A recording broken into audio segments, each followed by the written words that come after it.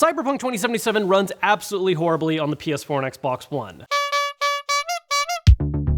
This is a very hot topic right now, and I actually don't want to focus too much about that situation itself. I think there's a lot of great hot takes about it already, but there's a secondary conversation that's kind of spawned from it that I'm very interested in, and that's the argument of, well, of course Cyberpunk runs horribly on a PS4 and Xbox One. It's 7-year-old hardware. How could you expect it to run a game intended for next gen? Which, never mind the fact that Cyberpunk was supposed to come out in April before next gen consoles were released, and in fact we don't even have next gen optimized versions available yet. It's all just running the PS4 and Xbox One versions. But I think it's awakened this fear in people who haven't upgraded yet to a next gen system about whether or not it's okay to buy games that are being released cross-generation. Because as far as great examples of bad cross-generation releases go, this is a really good one. Does this mean that every game that's going to be released in 2021 that's cross-gen is going to be terrible on the Xbox One and PS4? Should you be worried about buying cross-generational games if you're still owning an older system? Do you need to upgrade as soon as possible? No.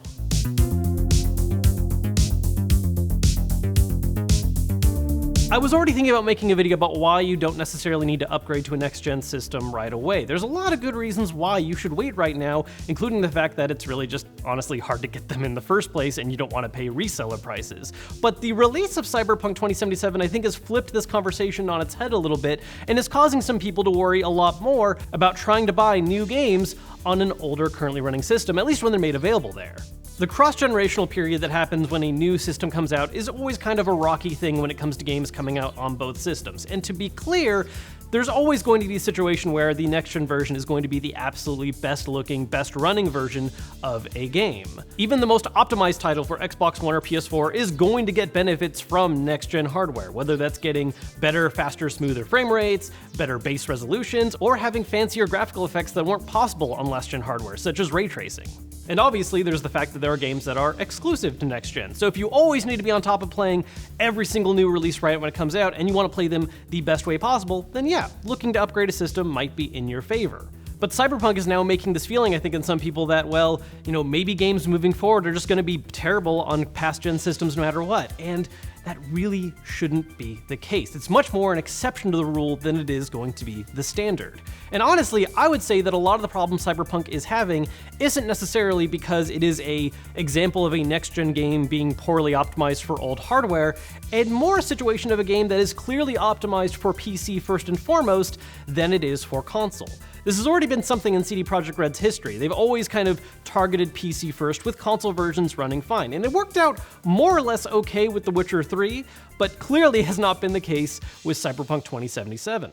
A really good example of how this is the situation is a video from Random Gaming in HD, who made a minimum spec build based on what the minimum requirements for Cyberpunk 2077 were, and turns out that basically all the important parts in this build were released back in 2013 or even earlier, the same time as when the original PS4 and original Xbox One were released.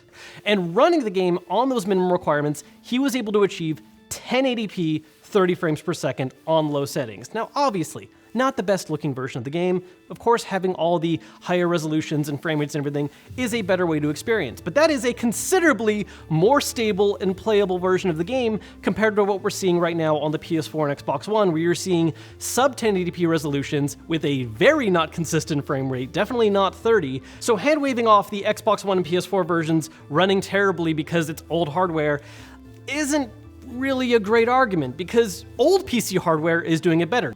Now, to be fair, while this is a 7-year-old build, it is more powerful than a PS4 or Xbox One, but again, what we're really focusing on here is the concept of how you can optimize for a specific type of hardware and still have the game mostly run. Not necessarily be beautiful, not make use of all the best graphical effects, but at least be at something where you can see the gameplay and it runs smoothly. The fact of the matter is that different devs tend to focus on different platforms behind the scenes, and CDPR definitely favors PC over console, and really should have caught on earlier on and made the decision to either cancel their past-gen version if they couldn't optimize it quite right, push that version back while releasing the PC one right now, or even just push the entire launch back if they wanted to have a simultaneous release that ran smoothly, because clearly what they went with right now didn't cut it. Part of the problem right now is that Cyberpunk really does feel like one of the first kind of games that was targeting next-gen style performance with a cross-generational release that was not great on older consoles. Because while we have cross-generational games on PS4 and PS5 or Xbox One and Xbox Series X, a lot of those games were definitely targeted at the older platforms first and benefited from the increased power on next-gen systems. For instance, Spider-Man Miles Morales is based on the same engine and assets as the original Spider-Man game on PS4, so obviously that's going to run fine on older hardware, but the new PS5 hardware allowed them to leverage for things like higher frame rates and ray tracing support. Something that's maybe a slightly more kind of gray area example would be Assassin's Creed Valhalla, where yes, the game has better visuals and better frame rates and everything available on Xbox Series X and PS5, but if you play it on an original Xbox One or PS4, it is still very much a playable title, hitting 30 frames per second while also offering not 1080p resolution, 900p with some upscaling, but still something that looks fine and is ultimately playable, much more so than the current gen versions of Cyberpunk 2077.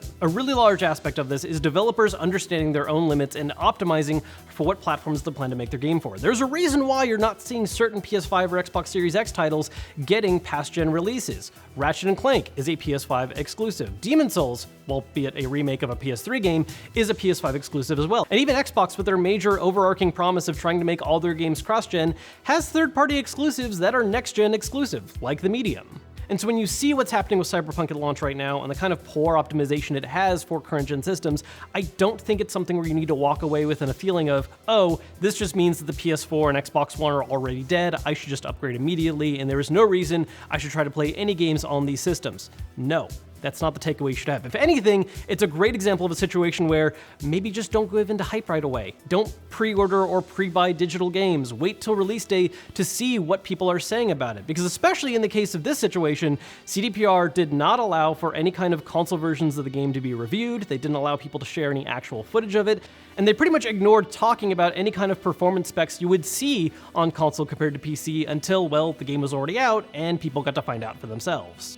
Don't let one game's massive screw-up of optimization and kind of bait and switching even a little bit scare you away from playing any other games being released on your older gen system. Truth be told, it's not going to be the last one where this happens. There's always going to be cases where cross-generation games, some particular ones, are not going to be great. But overall, these should be viewed as the exceptions and not necessarily the standard. The main thing I'm really trying to get at here is that I want to calm some anxieties for people who have not upgraded to a next-gen system yet, either because they haven't been able to grab one due to the very large and real stock issues that have been going on, or simply because they don't want to spend that much money right now. In fact, honestly, in a lot of ways, I think this is one of the generations that has done a better job of kind of allowing you to wait for when the time is right for you. Yes, there are big exclusives that you have to buy the next-gen systems for, and that would be one of your main reasons for looking to upgrade. But as far as cross-generation games go, not only are we seeing more games that are pushing support for both, but a lot of them are also supporting free upgrades, where if you buy the game on a last-gen system and you upgrade to a new system later,